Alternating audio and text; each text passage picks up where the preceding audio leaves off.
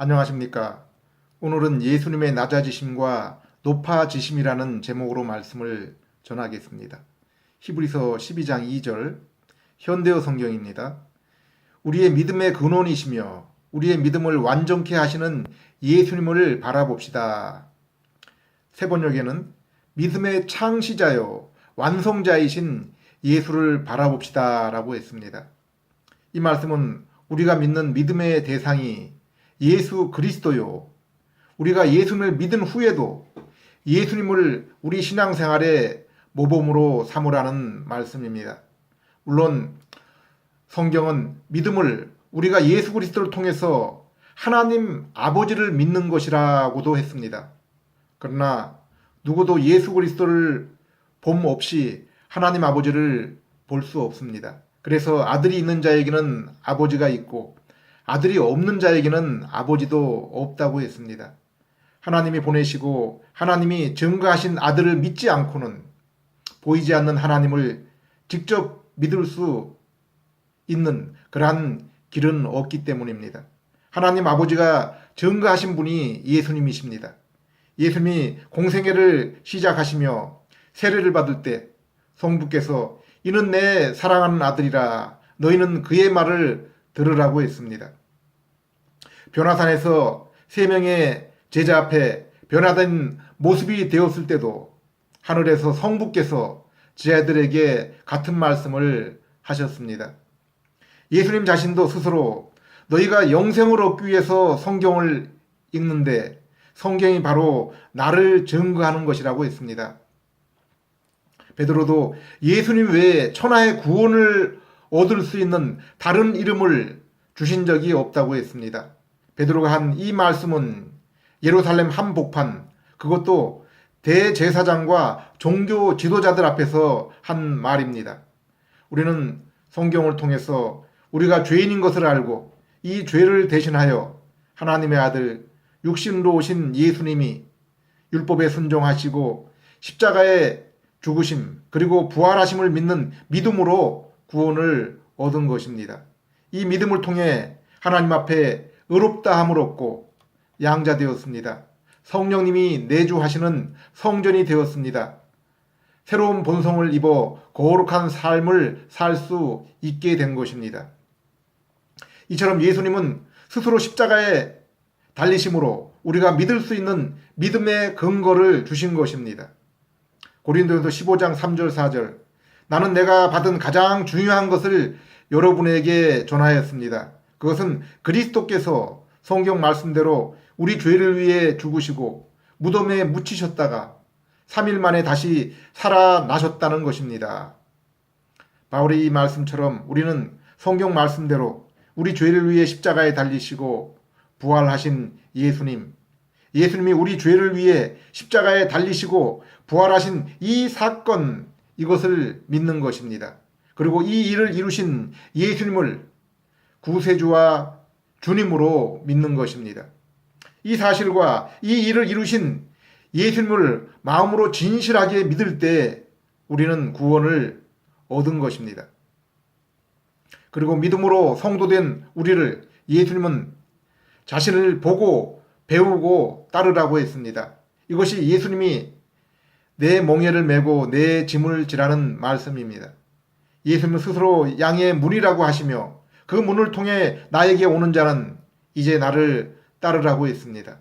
내 양은 내 목소리를 듣고 나를 따른다고 했습니다. 이처럼 예수님은 우리 신앙의 처음이요 또한 마지막입니다.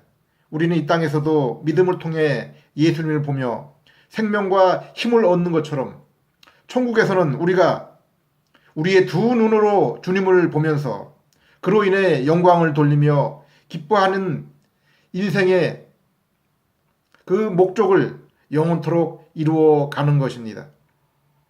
이 땅에서 우리가 말씀을 따라 우리 죄를 대신해 죽으신 이 예수님을 믿음으로 만나는 사건, 이 일보다 우리 인생에 더 크고 놀라운 사건은 없습니다. 그래서 바울은 내가 받은 가장 중요한 것을 여러분에게 전한다고 한 것입니다. 저는 제 삶 속에서도 이 예수님을 만난 것이 가장 큰 것이었습니다. 군에 있을 때 이 복음을 듣고 진중 세례를 받았습니다. 그리고 제일 먼저 머리에 떠오른 것은 사랑하는 저의 가족들이었습니다. 그래서 내가 만난 예수님을 사랑하는 부모님, 형제들도 만나게 해달라고 기도했습니다. 그리고 사랑하는 부모님과 형제들에게 기회가 있을 때마다 예수님을 믿으라고, 교회에 나가라고 권했고, 혹시 내 행동이 거기에 걸맞지 않을까 살펴보았던 그런 기억이 있습니다. 그리고 제사를 지내던 그러한 집이었는데 나는 예수님을 믿기 때문에 참여할 수 없다고 거절했던 그런 기억이 있습니다. 하나님이 이 기도를 들어주셔서 얼마 가지 않아 온 가족이 명절에 모일 때 함께 예배와 찬송을 드리는 그러한 집안이 되게 해 주셨습니다. 삶 속에서 예수님을 만나 믿음으로 그 얼굴을 보는 것만큼 우리 삶에 기쁨이 되는 것은 없습니다. 예수님도 내가 이 말을 너희에게 전하는 것은 너희의 기쁨, 평안을 위해서라고 했습니다. 나를 믿고 나 보내신 아버지를 너희가 믿으니 세상에서 근심하지 말라고 했습니다. 우리 삶 속에서 죄와 사망의 문제가 궁극적으로 해결될 때까지 우리에게 있는 두려움을 없앨 수 없습니다. 그러나 예수님께 나아가면은 이 모든 문제가 진정으로 해결됩니다. 그리고 그로 인해서 마음에 참된 평화와 안식이 찾아오는 것입니다. 성도에게 있어서 하루의 가장 귀한 시간은 조용히 말씀을 읽고 묵상하며 주님의 말씀에 귀를 기울이며 주님을 만나는 시간입니다. 성도에게서 말씀을 통한 이 만남의 시간을 소중히 여기지 않으며 이 만남에 체험이 없다면 그러한 사람이 소망하는 천국은 과연 어떤 것인지 의심하지 않을 수 없습니다. 천국은 이 땅에서는 믿음으로 예수님을 바라보는 신명의 천국이요. 천국에서는 우리가 주님과 같은 몸이 되어서 우리가 실제로 예수님을 바라보는 바로 그 차이입니다. 그러므로 우리가 믿음으로 주님을 바라보는 것이 이토록 좋은데 눈으로 주님을 뵐 때야 얼마나 좋을까. 찬송가 가사처럼 이 고백, 이 찬양이 성도의 입술에서 늘 흘러나와야 하는 것입니다. 사도 바울은 빌립보 3장 10절에 내가 원하는 것은 그리스도를 바로 알고 그분을 본받는 것이라고 했습니다. 이제는 그리스도와 십자가 외에는 내가 아무것도 자랑하지 않겠다고 했습니다.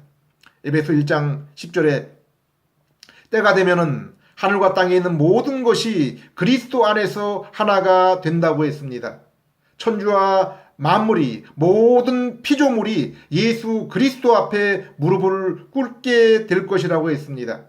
예수님이 만유의 실제적인 주님이 주인이 되시는 것입니다. 바울은 잠시 잠깐 있는 피조 세계에 이 모든 것을 아는 것보다 차라리 주님 한 분을 아는 지식이 더 참된 것임을 알았습니다. 오늘 본문 빌립보서 2장 5절을 보겠습니다. 예수님은 여러분은 그리스도 예수님과 같은 마음을 가지십시오. 바울은 빌립보 성도들에게 예수님의 마음을 가질 것을 부탁하고 있습니다. 우리가 누구의 마음을 본받기 위해서는 그분의 모습 그리고 삶 전체를 알아야 됩니다. 우리가 부모의 마음, 아비의 마음을 갖기 위해서는 부모와 아비를 알아야 되고 그의 상황을 경험해야 비로소 그 마음을 헤아리며 그 마음을 가질 수가 있는 것입니다. 바울도 3장 10절에 예수님의 마음을 알기 위해서 그분의 고난에도 기꺼이 참여한다고 했습니다. 그래서 바울은 5절에 성도들에게 그리스도 예수님과 같은 마음을 가질 것을 부탁하면서 예수님이 이 땅에 오시기 전과 예수님이 이 땅에 오신 후의 삶 그리고 부활 승천 후에 그분이 어떤 분이 되었는지를 설명하고 있습니다. 우리는 예수님을 아는 것만큼 그리고 그분을 따르면서 당하는 특별히 고난을 통해서 그분의 마음을 가질 수 있는 것입니다. 6절 7절 그분은 원래 하나님의 모습을 지니고 계셨지만 하나님과 동등하게 되려고 생각하지 않으시고 오히려 자기의 모든 특권을 버리시고 종의 모습으로 사람들과 같이 되어 예수님은 이 땅에 오시기 전 육신을 입으시기 전 그 원래의 모습은 하나님이시라고 말씀하고 있습니다. 하나님의 이름을 구약에서는 야훼 곧 스스로 있는 자라고 그렇게 말씀했습니다. 그런데 신약에서 예수님은 자신에게 그것을 사용합니다. 헬라어 에이고 에이미입니다. 예수님은 바로 구약의 그 야훼 하나님, 이사야가 보았던 그 하나님이십니다. 이사야 9장 6절 한 아이가 태어났으니 우리에게 주신 아들이다. 그가 우리의 통치자가 되실 것이니 그의 이름은 기묘자라 모사라 전능하신 하나님이라 영원히 계시는 아버지 평강의 왕이라 하리라. 이사야는 육신으로 오실 그분이 전능하신 하나님이시라고 분명히 말하고 있습니다. 계시록에도 성부 하나님이 알파와 오메가이시요 성자 예수님 또한 처음이요 나중이시라고 했습니다. 이 하나님이신 예수님께서 죄인인 인간의 구원을 위해서 낮아지시기로 하신 것입니다. 에베소서 1장을 보면은 삼위일체 하나님이 그 기쁘심을 따라 구원 사역을 하신 것을 볼 수 있습니다. 예수님도 이 땅에 오시고 죽으시고 부활하심을 스스로 자신이 정하신 것이라고 했습니다. 나는 스스로 죽을 권세도 있고 살아날 권세도 있다고 했습니다. 7절 자기의 모든 특권을 버리시고 종의 모습으로 사람들과 같이 되어 바울도 내가 자유로우나 스스로 모든 사람에게 종이 된 것은 더 많은 사람을 얻고자 함이라고 했습니다. 바울도 예수님 때문에 이러한 놀라운 사람이 된 것입니다. 예수님은 하늘의 특권을 버리고 이제 성부 하나님께 순종하는 스스로 종의 모습이 되었습니다. 우리는 성경을 통해 창조자와의 약속을 저버린 아담이 그 약속을 불순종하여 받게 될 형벌을 죄인인 우리의 능력으로는 결코 해결할 수 없음을 알고 있습니다. 이것은 오직 죄 없으시고 모든 죄인의 죄를 짊어지실 수 있는 분, 그분은 천사도 아니고 오직 하나님밖에 없음을 알게 됩니다. 성경은 그래서 예수님의 독특한 신분에 대해서 둘째 아담 그리고 인자라는 표현을 사용했습니다. 하나님이 하나님의 형상대로 아담을 지으십니다. 에덴 동산을 지으시고 하나님께서 그곳에서 만나 주십니다. 그리고 만물의 대표자, 중재자, 그리고 하나님과 교통하는 예배자로 이 모든 일을 감당할 수 있도록 성령님이 함께 하셨습니다. 사람은 이렇게 하나님을 예배하며 그로 인해 즐거움을 얻도록 지어진 것입니다. 그리고 동산 가운데 생명나무와 선악과 나무를 두어서 선악과 가시를 먹으면 죽으리라는 경고를 두게 됩니다.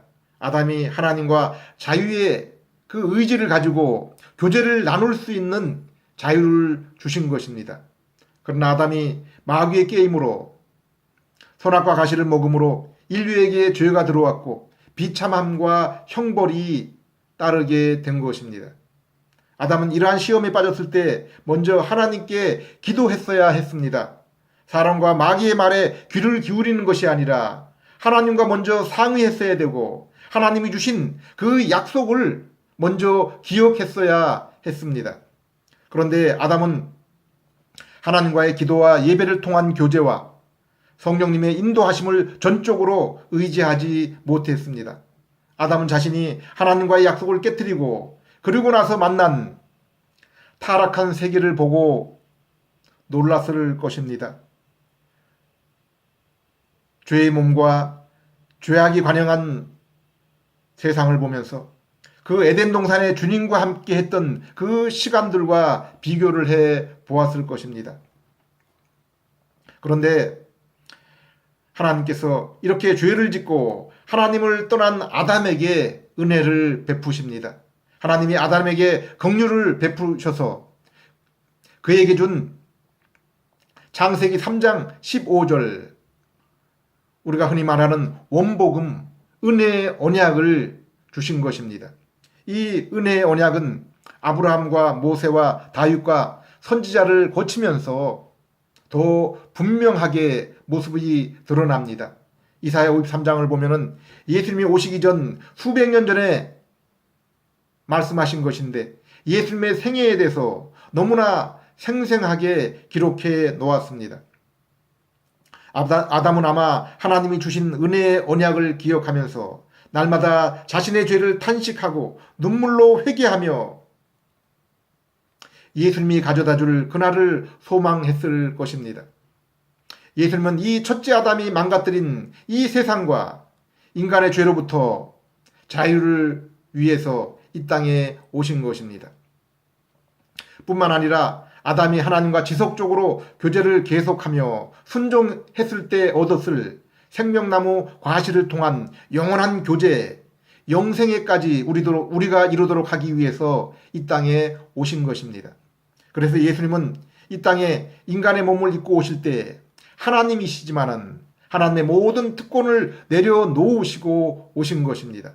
그래서 성령님을 통해 마리아의 태를 사용해서 이 땅에 오시고 어린 아이와 소년의 과정을 거쳐 공생의 사역을 시작하게 된 것입니다.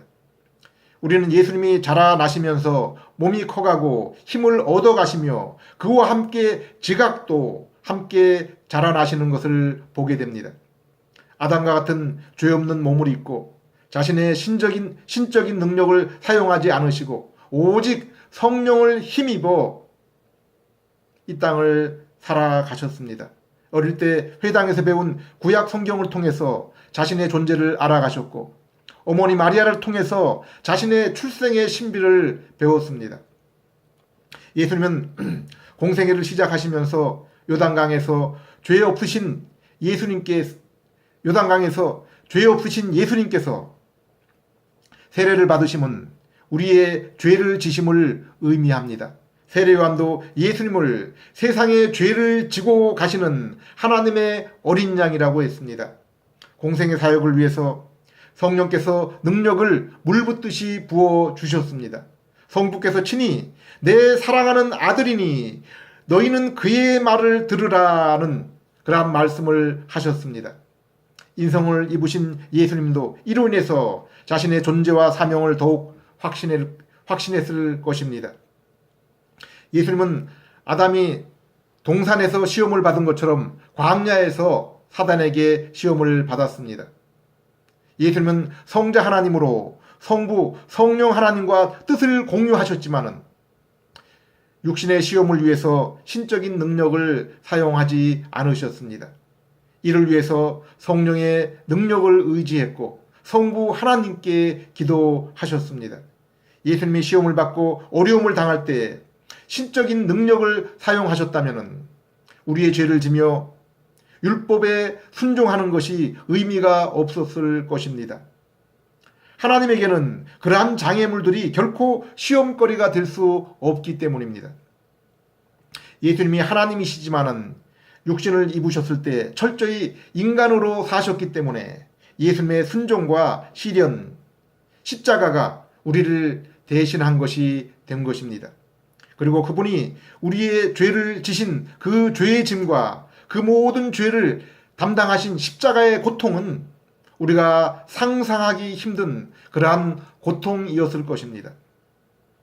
9절에서 11절, 그러므로 하나님은 그분을 최고로 높여 모든 이름 위에 뛰어난 이름을 주셔서 하늘과 땅 아래에 있는 자들이 모두 예수님의 이름에 무릎을 꿇게 하시고 모든 사람이 예수 그리스도를 주님이라고 고백하여 하나님 아버지께 영광을 돌리게 하셨습니다.